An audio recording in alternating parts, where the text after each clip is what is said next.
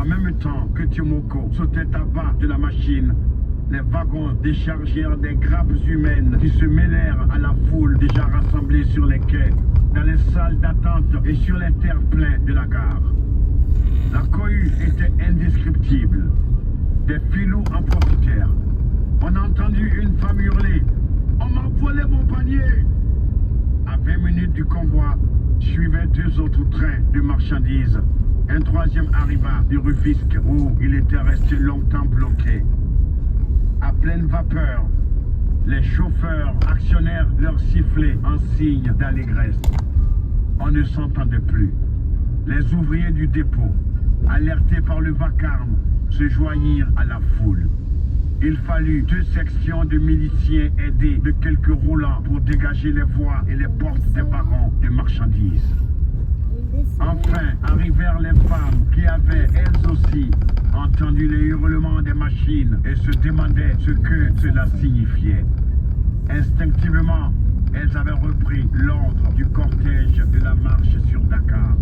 Leur colonne compacte fendit la foule qui couvrait l'esplanade. En tête venaient Mariam Sonko, Awa la Séni et Abi la rieuse. Devant le perron, elles trouvaient Labib et Boubacar qui, tant bien que mal, essayaient de mettre un peu d'ordre dans la cohue. Qu'y a-t-il, les hommes? Demanda Mariam Sonko. La grève n'est pas finie?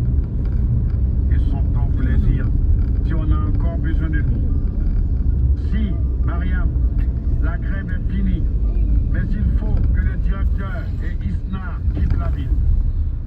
Pour le directeur, c'est fait. J'ai vu passer sa voiture et sa famille est déjà à Dakar.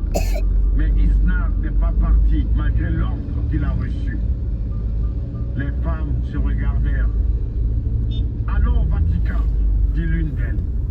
Nous le délogerons, ce rat aux oreilles rouges. Allons-y, dit la Sénie. Quand on enterre un mort et qu'on voit encore son orteil, il faut jeter une poignée de sable. Allons-y, dit Abi en riant. Jetons du sable. N'entrez pas au Vatican. Restez en dehors des villas, dit la Bible. Il y a des soldats. Allez chercher les tam-tams et chanter. Puis, se tournant vers Bakari et Boubacar, allez avec elles et empêchez-les de faire des bêtises. Tu crois qu'elles nous écouteront? Oui, l'ancien. Dis-leur que tu parles au nom du syndicat. La longue procession des pagnes et des camisoles reprit en sens inverse le chemin qui l'avait mené à la gare. Les femmes avaient entonné leurs chants qui les avaient conduites de Thiès à Dakar et une bonne partie de la foule les suivit. En arrivant devant les maisons du Vatican, Boubacar et Bakari, qui marchaient en tête, se heurtèrent à un cordon de tirailleurs alignés le long du trottoir où aboutissaient les allées qui menaient aux habitations des employés blancs du DN.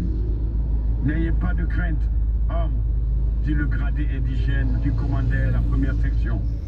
Nous avons ordre de ne pas tirer. D'ailleurs, même autrement, nous ne tirerons pas, car la dignité que vous revendiquez, c'est aussi la nôtre. Mais s'il vous plaît, n'avancez plus.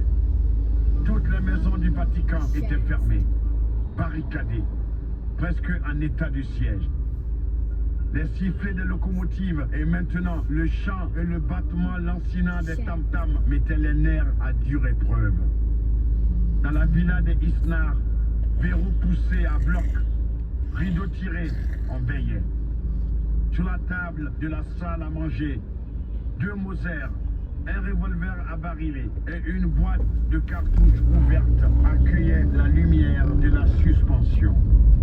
Isnar lui-même était assis face à la porte, un Browning de fort calibre enfoncé dans la ceinture de son pantalon. Il était à bout de ressources. Les cheveux en désordre sur le front, il respirait avec peine. Édouard et Pierrot, dans des fauteuils proches, attendaient. Ils ne savaient pourquoi, gênés d'avoir à assister à la fin de ce drame.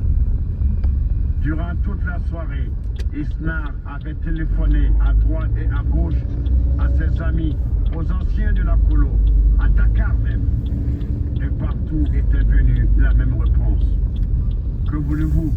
C'est trop tard. Je ne vois pas ce que je pourrais faire maintenant. Pensez d'abord à votre sécurité. On verra après. Vous auriez dû nous prévenir avant. Mon cher, si vous avez votre ordre de rappel, obéissez.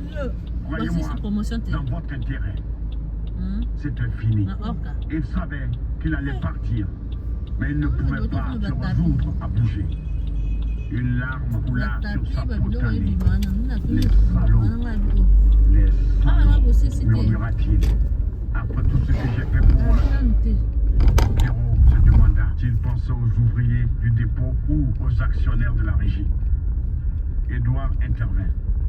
Écoute, je comprends que c'est dur, mais on ne peut pas faire autrement. Moi-même, je ne croyais pas.